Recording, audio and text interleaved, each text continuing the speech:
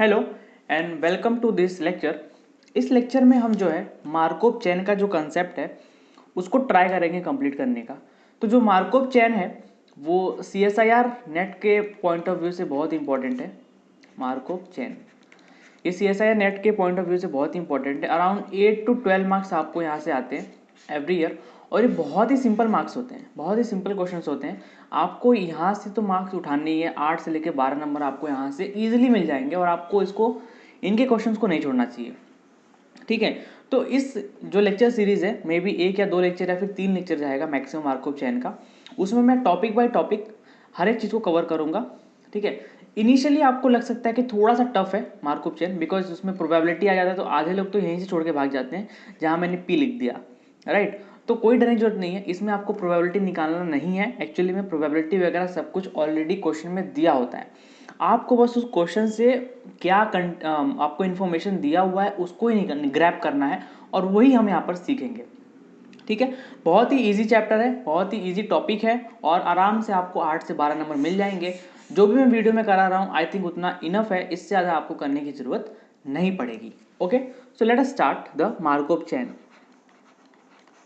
Markov chain, right. तो देखो होता क्या है, हाँ, एक स्टोकास्टिक प्रोसेस है ये मार्कोव चेन। अब स्टोकास्टिक प्रोसेस क्या होता है उसके बारे में हम थोड़ा सा बात करते हैं। ठीक है, मार्कोव चेन क्या है, एक स्टोकास्टिक प्रोसेस है। अब स्टोकास्टिक प्रोसेस का मतलब आप ये समझ लो कि सीक्वेंस ऑफ रैंडम वेरिएबल। ठीक है, मतलब कुछ इस तरह का लिखा रहेगा। आपको पता है रैंडम वेरिएबल को हम लोग कैपिटल एक्स से दिखाते हैं, तो कैपिटल एक्स एन हो गया, सीक्वेंस बनाना है तो एक्स एन हो गया, और एन क्या होगा, ग्रेटर देन इक्वल टू 1। अब यहाँ से आपको कंफ्यूज नहीं होना कि what is the sequence of random variable, तो चलो इसके बारे में सबको डिटेल में पता लगाते, नहीं, मैं खाली बता रहा हूँ। ये सब क्वेश्चन में ऑलरेडी दिया होता है, टर्मिनोलॉजी आपको समझ में आए इसलिए बता रहा हूँ मैं। ठीक है, तो मार्कोव चेन क्या होता है, एक स्टोकास्टिक प्रोसेस होता है, और स्टोकास्टिक प्रोसेस क्या होता है, सीक्वेंस ऑफ रैंडम वेरिएबल। तो आपको एग्जाम में जितने भी मार्कोव चेन के क्वेश्चन आते हैं ना, वो जनरली यहीं से शुरू होते हैं। Let a Markov chain which is xn and greater than equal to 1। तो यही मार्कोव चेन है, आपको ऐसा मान के चलना है कि ये क्या है, मार्कोव चेन है। बेसिकली एक सीक्वेंस है रैंडम वेरिएबल्स का।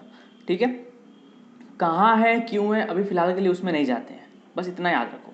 ठीक है, नाउ अब इसको दिखाते कैसे हैं उस पर बात करते हैं। बेसिकली मार्कोव चेन में क्या होता है, मान लो हमें इस पॉइंट से, मान लो this is point number 1, this is ऐसा मान के चलते हैं कि ब्लैक के लेता हूँ मैं। ठीक है, मार्कोव चेन में एक और टर्म है, उसको हम लोग बोलते हैं स्टेट स्पेस, और दूसरा जो टर्म है वो है स्टेट। ठीक है, एक है स्टेट स्पेस, ये ऑलरेडी क्वेश्चन में गिवन होता है। ठीक है, और स्टेट क्या होता है, एलिमेंट ऑफ स्टेट स्पेस। ठीक है, स्टेट स्पेस क्वेश्चन में ऑलरेडी गिवन होता है। स्टेट स्पेस का मतलब क्या होता है, एक काइंड ऑफ सेट आपको दिया रहेगा। मान लिया कि आपका स्टेट स्पेस क्या है, 1 2 3, ऐसा मान के चलते हैं। ठीक है, तो 1 2 3 का मतलब क्या है कि आप उस स्टेट पर हो, स्टेट मतलब किसी जगह पर हो। ठीक है, मतलब मान लो कि आपका एक स्पेस है, मतलब एक तरह का सेट है, और उसमें आपकी 3 जगह हैं, जगह 1, जगह 2 और जगह 3। तो आप किसी न किसी समय तो कहीं ना कहीं पर रहोगे। मान लो आपका पहला जगह है, जगह number 1, this is the place number 2, और this is the place number 3। तो इन सबका जो सेट बनता है उसको हम लोग क्या बोलते हैं, स्टेट स्पेस बोलते हैं। इसमें ज़्यादा डीप में जाने की जरूरत नहीं है, ये सब एग्जाम में आपको क्वेश्चन में ऑलरेडी गिवन होगा कि स्टेट स्पेस क्या है, कितना है, कभी 1 2 3 रहेगा, कभी 1 2 3 4 5 रहेगा, एंड सो ऑन। अभी एक क्वेश्चन कराऊंगा आपको, पूरा का पूरा क्लियर हो जाएगा। ठीक है, स्टेट क्या होता है, इसके जो एलिमेंट होते हैं। अब देखो यहाँ पे स्टेट स्पेस क्या है, यहाँ पे स्टेट स्पेस क्या है हमारा, 1 2 3 जो है वो स्टेट स्पेस है। अब इसके जो एलिमेंट है वो क्या है, 1 2 3, इसके एलिमेंट है। तो 1 क्या हो गया, 1 को हम लोग बोलेंगे स्टेट, तो ये क्या है, स्टेट 1, स्टेट 2, स्टेट 3, सबको मिला के ग्रुप बना दिया तो क्या हो गया, स्टेट स्पेस हो गया, और कुछ नहीं है, स्टेट स्पेस हो गया। स्टेट स्पेस का मतलब आप ये समझ सकते हो कि कलेक्शन ऑफ अलग अलग अलग प्लेसेस का एक कलेक्शन है। ठीक है, और स्टेट क्या है, सिंगल सिंगल प्लेसेस हैं। तो मान लो कि मैं स्टेट 1 पे हूँ, और स्टेट 1 से मैं कहाँ गया, स्टेट 2 पर गया। ठीक है, स्टेट 1 से मैं कहाँ गया, स्टेट 2 पर गया। अब क्वेश्चन में क्या होता है, ऐसा दिया होता है कि स्टेट 1 से स्टेट 2 पर ही जाऊंगा मैं, उसकी कुछ प्रोबेबिलिटी है। मतलब स्टेट 1 से मैं स्टेट 3 पे भी आ सकता था, स्टेट 1 से मैं घूम के स्टेट 1 पे भी आ सकता था, लेकिन मैं स्टेट 2 पर गया। ठीक है, तो ऑब्वियसली जब ऐसे टर्म आ गए तो वहाँ पे प्रोबेबिलिटी इन्वॉल्व हो जाएगा। तो मान लो कि देखो प्रोबेबिलिटी जो होता है अपना क्या होता है, 0 से 1 के बीच में होता है हमेशा। तो या तो प्रोबेबिलिटी 0 होगी या तो 1 होगी या तो उनके बीच का ही कोई नंबर दिया होगा। ठीक है, तो मान लो ऐसा कुछ दिया है कि स्टेट 1 से, मतलब जो जगह 1 है वहाँ से 2 पर जाने की जो प्रोबेबिलिटी है मान लो कि वो हाफ है। ठीक है, ऐसा मान के चलते हैं। तो ऑब्वियसली 1 से 3 पे जाने की प्रोबेबिलिटी कितनी होगी, ऑब्वियस सी बात है हाफ ही होगी। ठीक है, और मान लो कि 2 से 3 पर आने की जो प्रोबेबिलिटी है वो मान लो कि 1/3 है। 2 से 1 पे जाने की जो प्रोबेबिलिटी है वो 1/3 है, और 2 से मैं वापस घूम के 2 पर आ गया, ये जो प्रोबेबिलिटी है वो 1/3 है। राइट, 3 का देखते हैं। 3 का मान लो कि वो कहीं नहीं जा रहा है, वो घूम के अपने पे आ रहा है और उसकी प्रोबेबिलिटी 1 है। ठीक है, तो ये क्या होता है, ये एक डायग्राम है, इसको क्या बोलते हैं हम लोग, स्टेट स्पेस का जो डायग्राम है उसकी बात करते हैं। ठीक है, ट्रांजिशन डायग्राम बोलते हैं कहीं भी। ठीक है, तो इस डायग्राम के ही ऊपर सारे के सारे क्वेश्चन जो है मार्कअप चेन के आपको सॉल्व करने हैं। ठीक है, अब देखो बेसिकली मैं लिखता कैसा हूं, प्रोबेबिलिटी ऑफ।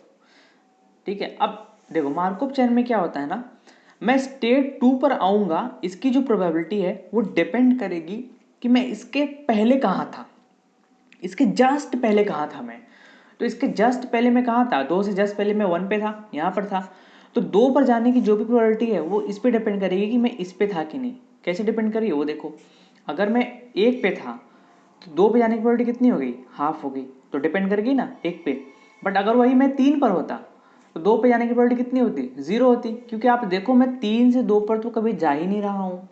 ठीक है, तो इसको हम लोग बोलते हैं कि जो भी अगला स्टेट होता है वो जो होता है जस्ट प्रीवियस वाले पे डिपेंड करता है। ठीक है, तो अब यहाँ पर देखो हम इसको इस तरह से लिखते हैं, पहले मैं लिख देता हूँ xn is equal to K given that xn minus 1 equal to J. इसको हम लोग क्या पढ़ते हैं, इसको हम लोग पढ़ते हैं गिवन दैट। अब ये क्या लिखा हुआ है वो भी मैं आपको एक बार एक्सप्लेन कर देता हूँ। ये लिखा हुआ है, ये जो यहाँ पर होता है एक्शन के जो नीचे होता है ना, इसको हम लोग बोलते हैं स्टेप्स। क्या बोलते हैं उसको, स्टेप्स। और जो ये लिखा होता है, ये जे लिखा है और ये के लिखा हुआ है, ये होते हैं स्टेट्स। स्टेट्स के मतलब क्या हो गए, स्टेट स्पेस के एलिमेंट, मतलब यहाँ पर क्या है 1 2 और 3। तो जे स्टेट से के स्टेट पर, अब देखो n-1 से कहाँ गया, n पे गया, एक स्टेप में जाने की जो प्रोबेबिलिटी है उसकी बात चल रही है। मतलब ये बेसिकली क्या लिखा हुआ है, जे से के पर, जे स्टेट से के स्टेट पर एक स्टेप में जाने की प्रोबेबिलिटी है। एक स्टेप क्यों, क्योंकि xn-1 है और यहाँ पे क्या xn, ये अगला है और ये पिछला है। ठीक है, अगर यहाँ पे देखा जाए 1 और 2 की बात किया जाए, मान लो हमारे पास जो है स्टेट स्पेस वो 1 और 2 ही हैं, ज़्यादा आपको कन्फ्यूज़न ना हो इसलिए मैं कर रहा हूँ। ठीक है, मान लो कि ये 2 ही हैं। ठीक है, ये मान लो कि नहीं है, सिर्फ 1 और 2 है, तो ये क्या हो जाएगा 1/1/2 और 1/2। तो देखो प्रोबेबिलिटी ऑफ, ठीक है,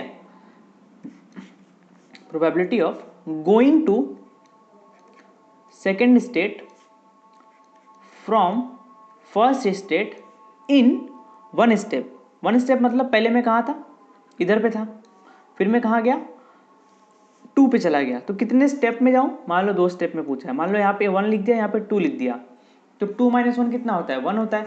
मतलब 1 से 2 पर जाने की प्रोबेबिलिटी पूछ रहा है, ये 1 से 2 पर जाने की प्रोबेबिलिटी पूछ रहा है, कितने स्टेप में, एक स्टेप में, क्योंकि इन दोनों का डिफरेंस कितना है, 1।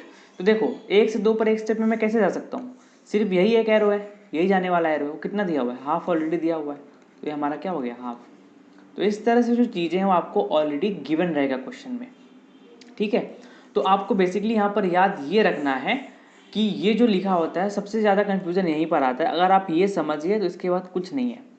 ये xn-1 है और मान लो जे स्टेट पर हूँ और xn है यहाँ पर और मान लो यहाँ पर k हूँ, तो जे स्टेट से k स्टेट पर, तो हमें क्या रखना है, जो यहाँ पर लिखा होता है, ये जो बॉल में लिखा होता है अंदर वो होता है, और यहाँ पे जो इनका सब्ट्रैक्शन होता है वो क्या होता है, नंबर ऑफ स्टेप्स, एक स्टेप में जाने की प्रोबेबिलिटी। कभी कभार 2 पूछ लेता है, 3 पूछ लेता है, वो भी हम देखेंगे, बट फिलहाल इस प्रोबेबिलिटी का मतलब ये होता है।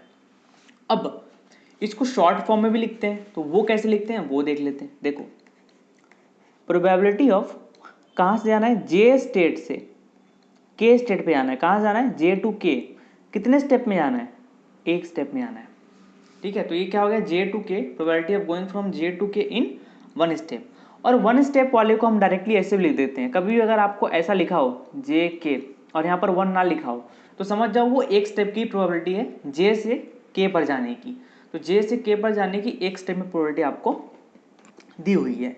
ठीक है, तो इतना आई गेस आपको समझ में आ गया होगा। थोड़ा सा टाइम दो, आपको अभी और समझ में आ जाएगा। ठीक है, ज़्यादा कंफ्यूज होने की जरूरत नहीं है। अगर थोड़ा सा कंफ्यूजन हो भी रहा होगा तो अभी तुरंत क्लियर हो जाएगा।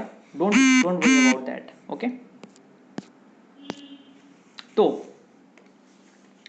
नाउ हमारा जो टॉपिक है अगला वो है ट्रांजिशन प्रोबेबिलिटी।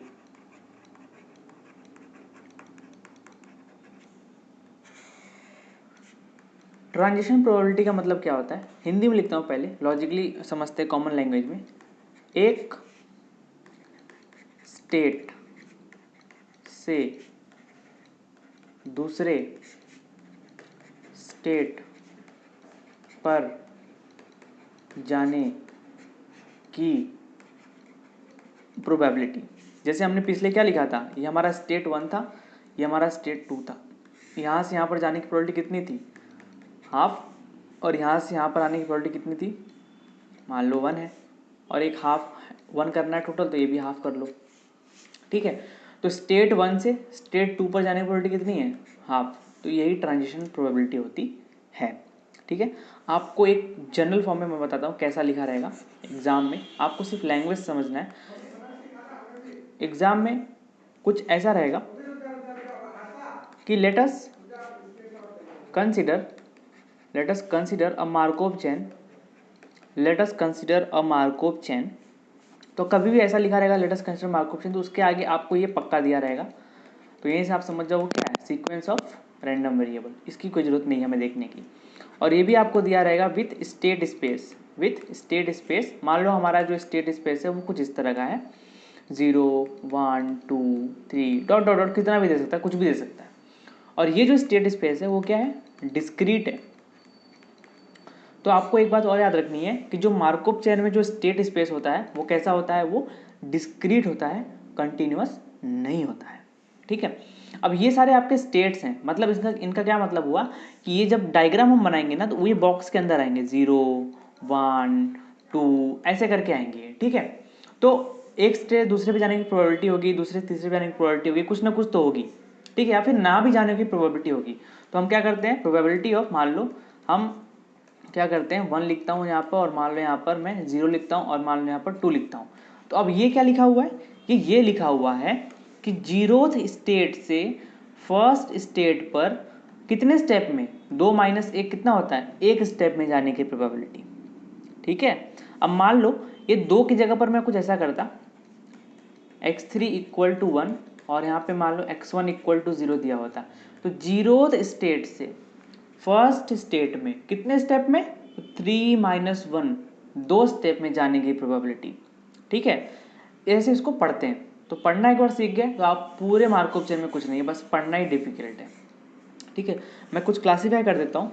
हम क्या करते हैं, 1 स्टेप ट्रांजिशन प्रोबेबिलिटी बोलते हैं, 1 स्टेप ट्रांजिशन प्रोबेबिलिटी। ठीक है, अब 1 स्टेप ट्रांजिशन प्रोबेबिलिटी क्या होता है वो देखो। ठीक है, बेसिकली हिंदी में अगर बोला जाए तो स्टेट मान लो कोई आई है और कोई स्टेट जे है, तो आई से जे पर जाना है आपको, एक स्टेप में जाना है, तो उसको हम लोग क्या बोलेंगे, 1 स्टेप ट्रांजिशन प्रोबेबिलिटी। लिखते कैसे हैं, प्रोबेबिलिटी ऑफ, कहाँ से जाना है, आई से जाना है, कहाँ पर, जे पर जाना है, कितने स्टेप में जाना है, एक स्टेप में।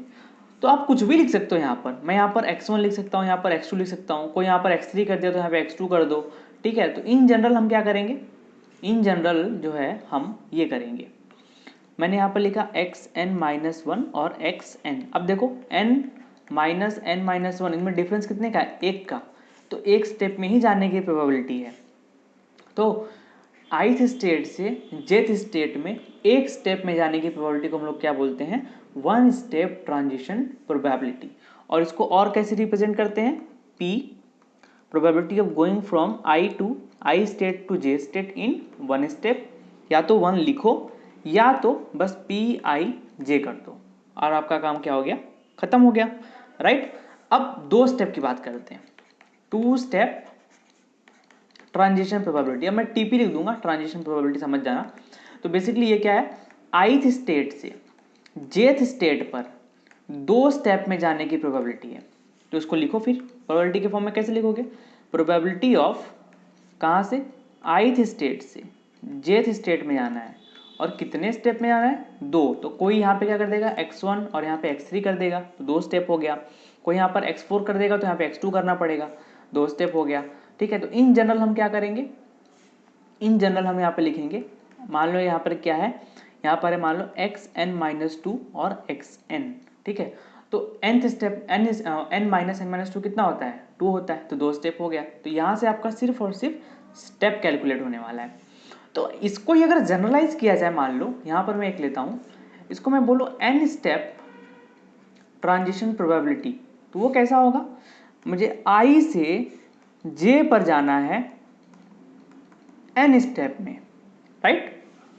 तो प्रोबेबिलिटी ऑफ मुझे कहाँ जाना है, i से जाना है, ith स्टेट से कहाँ जाना है, jth स्टेट पे जाना है, कितने स्टेप में, n स्टेप में। तो मतलब इन दोनों का डिफरेंस कितना आना चाहिए, n आना चाहिए। मैंने यहाँ पर क्या कर दिया, x0 कर दिया और यहाँ पर क्या कर दिया, xn कर दिया।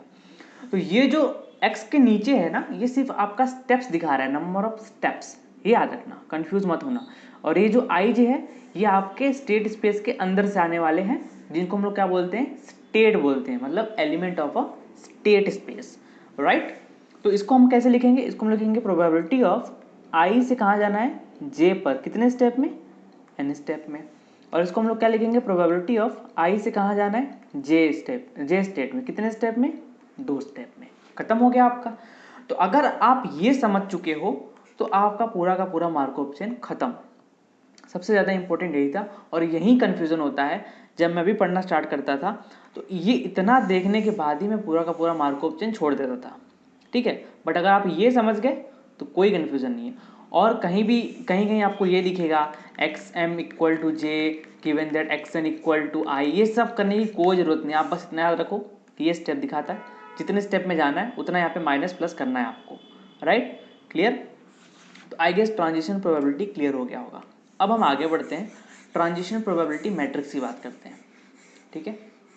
तो नाउ हमने अभी तक क्या पढ़ा, हमने अभी तक पढ़ा कि मार्कोव चेन क्या होता है, इसको हमने क्या लिया था, स्टोकास्टिक प्रोसेस लिया था। उसके बाद हम कहाँ पर आए थे, उसके बाद हम आए ट्रांजिशन प्रोबेबिलिटी पर आए। अब हम कहाँ पर जा रहे हैं, ट्रांजिशन प्रोबेबिलिटी मैट्रिक्स पे जा रहे हैं। तो जो भी प्रोबेबिलिटीज है ना अपने पास, उनको एक मैट्रिक्स फॉर्म में जो लिखने को हम लोग क्या बोलते हैं, ट्रांजिशन प्रोबेबिलिटी मैट्रिक्स बोलते हैं, और कुछ नहीं है। फॉर एग्जाम्पल लेट्स सी, मान लो कि आपको दिया हुआ एक मार्कअप चेन, तो कभी भी मार्कअप चेन होगा तो आपको यहाँ लिखा होगा xn n greater than equal to 1, ऐसा लिखा होगा, राइट। और आपको मान लो एक स्टेट स्पेस दिया हुआ है 0 1 2 3 4, ठीक है। देखो कभी कभी 0 1 2 3 4 दिया होता है और कभी कभी 1 2 3 4 दिया होता है, ठीक है। तो कोई दिक्कत नहीं है, कुछ भी ले लो, बेसिकली खाली एक जगह को रिप्रेजेंट कर रहे हैं, तो बेसिकली एक जगह के नाम को रिप्रेजेंट कर रहे हैं, ठीक है। तो उसमें कोई कन्फ्यूजन होने की जरूरत नहीं है, ठीक है। मान लो यहाँ पर 0 1 2 3 4 दिया हुआ है, ठीक है। तो हम क्या करेंगे, एक मैट्रिक्स बनाएंगे, ये मैट्रिक्स हो गया, जितना भी ये दिया होगा उसके हिसाब से बनता है। आप क्या करो, स्टेट स्पेस के जो एलिमेंट है उसको यहाँ लिखो 0 1 2 डॉट डॉट डॉट, और एक को यहाँ लिखो 0 1 2 डॉट डॉट डॉट। अब देखो मैं क्या कर रहा हूँ, इसको मैं P से रिप्रेजेंट कर रहा हूँ। देखो यहाँ पे मैं लिख रहा हूँ P0 0, यहाँ पे लिख रहा हूँ P0 1, P0 2 dot dot dot. अब इसका क्या मतलब है, देखो ये आप हमेशा याद रखो, अपने दिमाग में एक बात को बैठा लो कि आपको ith स्टेट से jth स्टेट पे जाना है, ऐसा आप दिमाग में बैठा के रखो ताकि उससे इजी होगा। तो यहाँ पर आपका ith स्टेट होता है और यहाँ पे आपका jth स्टेट होता है। तो मुझे 0th स्टेट से कहाँ जाना है, 0th स्टेट में। तो 0th स्टेट से 0th स्टेट में जाने की प्रोबेबिलिटी कितनी दी हुई है, P00। और मैंने बताया भी था पीछे कि P ith स्टेट से jth स्टेट में एक स्टेप में जाने की प्रोबेबिलिटी जो होती है, हम कैसे लिखते हैं, PIJ लिख देते हैं, तो वही यहाँ पे दिया हुआ है, probability of going from zeroth state to zeroth state. Same यहाँ पर probability of going from zeroth state to state 1 and from zeroth state to state 2। तो सिमिलरली अब नीचे क्या आएगा, अब यहाँ पे आई कितना हो गया, 1 हो गया, और यहाँ पे तो अभी भी 0 1 2 3 है, तो अब 1 से जा रहे हैं, तो probability of going from state 1 to state 0 in 1 step, तो ऊपर 1 लिखने की जरूरत नहीं है। Probability of going from state 1 to state 1, probability of going from state 1 to state 2 and so on, और यहाँ पर भी सो ऑन। तो इसको हम लोग क्या बोलते हैं, probability transition probability matrix. Now थोड़ा सा ऑब्जर्वेशन यहाँ पर करते हैं। थोड़ा सा ऑब्जर्वेशन ये है कि आपको पता है कि सम ऑफ प्रोबेबिलिटी कितना होता है, 1 होता है, और ये रोज में क्या है, सारे की सारी प्रोबेबिलिटीज हैं। तो ये आप याद रखना, किसी भी ट्रांजिशन प्रोबेबिलिटी मैट्रिक्स का जो रोज का सम होता है ना, वो हमेशा 1 आता है। जितने भी रोज का सम जो है ना, वो कितना आने वाला है, 1 आने वाला है। और एक इंपॉर्टेंट चीज यहाँ पर ये है, इंपॉर्टेंट, अगर कॉलम्स का सम भी 1 आया, देखो कॉलम्स का सम 1 आना जरूरी नहीं है, बट अगर कॉलम्स का सम 1 आता है तो हम उसको बोलते हैं डबली स्टोकास्टिक मैट्रिक्स। ये नाम को याद रखना, बहुत ही इंपॉर्टेंट नाम है, ठीक है, और इसका यूज है आगे चल के, और इसका बहुत ही सिंपल पहचानने का तरीका है। मान लो कि मैंने आपको एक मैट्रिक्स दे दी, ट्रांजिशन प्रोबेबिलिटी मैट्रिक्स आपको दे दी, यहाँ पे लिख दिया मैंने 0 1, दो ही स्टेट है, मतलब आपके स्टेट स्पेस में मान लो 2 एलिमेंट है 0 1, तो यहाँ पर क्या आएगा 0 1, यहाँ पर क्या आएगा 0 1, यहाँ पे मान लो मैंने लिख दिया हाफ, यहाँ पे लिख दिया हाफ, और यहाँ पे मान लो लिख दिया 1/3, यहाँ पे लिख दिया मैंने 2/3, राइट। अब देखो रोज का सम कितना है 1, रोज का सम कितना है 1, और ये होना ही चाहिए। अगर ये रोज का सम 1 नहीं है तो वो एक ट्रांजिशन प्रोबेबिलिटी मैट्रिक्स नहीं है। कॉलम्स का सम देखो यहाँ पर 1 नहीं है, और उसे जरूरी भी नहीं है, तो ये एक डबली स्टोकास्टिक मैट्रिक्स नहीं है, राइट। तो 0 से 0 पे जाने की प्रोबेबिलिटी कितनी दी हुई है, हाफ। तो मैट्रिक्स से आप प्रोबेबिलिटी कैसे बनाओगे, देखो P00 कितना दिया हुआ है, हाफ, और P01 कितना दिया हुआ है, हाफ। सिमिलरली P10 कितना दिया हुआ है, 1/3, और P11 कितना दिया हुआ है, 2/3। तो आप मैट्रिक्स से प्रोबेबिलिटी, प्रोबेबिलिटी से मैट्रिक्स दोनों आप कर सकते हो, राइट। कोई दिक्कत यहाँ तक आई गेस नहीं आने वाला है, ठीक है। तो एक बार आपने मैट्रिक्स बनाना भी सीख लिया, तो आई गेस अब हम एक क्वेश्चन पे जाते हैं, और वहीं से आप क्लियर होगा। आप जितने हो सके उतने ज़्यादा हम क्वेश्चन को करेंगे, और अभी तक हमने जितने भी कंसेप्ट पढ़े हैं उन सबको अप्लाई करके देखेंगे कि हमने जो भी पढ़ा है क्या वो सच में अप्लाई हो रहा है या फिर नहीं हो रहा है, राइट। नाउ चलो क्वेश्चन लेते हैं। Consider a Markov chain with state space, मान लो स्टेट स्पेस आपको क्या दिया हुआ है, 0 1 2, ये आपको दिया हुआ है, एंड टीपीएम, मैं टीपीएम लिखूंगा। टीपीएम का मतलब क्या होता है, ट्रांजिशन प्रोबेबिलिटी मैट्रिक्स, वो भी आपको ऑलरेडी दिया हुआ है।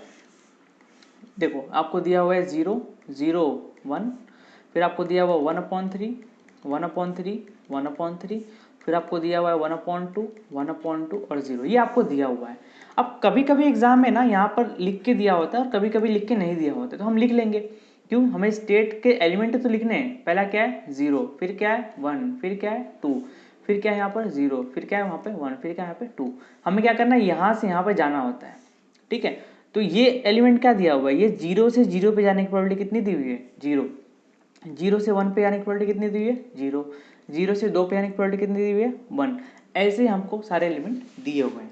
अब हम क्या करेंगे ना, इस ट्रांजिशन प्रोबेबिलिटी मैट्रिक्स से हम एक डायग्राम बनाएंगे, ताकि हमें क्वेश्चन को करने में और ईजी हो जाए। अगर आपने डायग्राम बनाना सीख लिया तो क्वेश्चन को करना बहुत सिंपल है, ठीक है। अब मैं आपको बताता हूँ कैसे। मान लो हम क्या करेंगे, जितने भी स्टेट में एलिमेंट है उसको लिख लेंगे 0, यहाँ पर क्या है 1, और यहाँ पर क्या है 2, 3 एलिमेंट है, हमने तीनों के तीनों लिख लिए। 0 से 0 पे जाने की प्रोबेबिलिटी कितनी है, 0, मतलब कोई एरो खींचने की जरूरत नहीं है। 0 से 1 पे जाने की प्रोबेबिलिटी कितनी है, 0, मतलब 0 से 1 पे भी नहीं जा रहा है। 0 से 2 पे जाने की प्रोबेबिलिटी कितनी है, 1। तो देखो आप एक ऐसा एरो खींचोगे, 0 से कहाँ गया 2 पे, कितनी प्रोबेबिलिटी है, 1, ये हो गया खत्म। फिर अगले पे आओ, 1 से 0 पे जाने की प्रोबेबिलिटी कितनी है, 1/3। तो 1 से 0 पे जाने की प्रोबेबिलिटी कितनी आ गई, 1/3। 1 से 1 पे जाने की प्रोबेबिलिटी कितनी है, मतलब खुद पे ही जाने की प्रोबेबिलिटी बोल रहा है।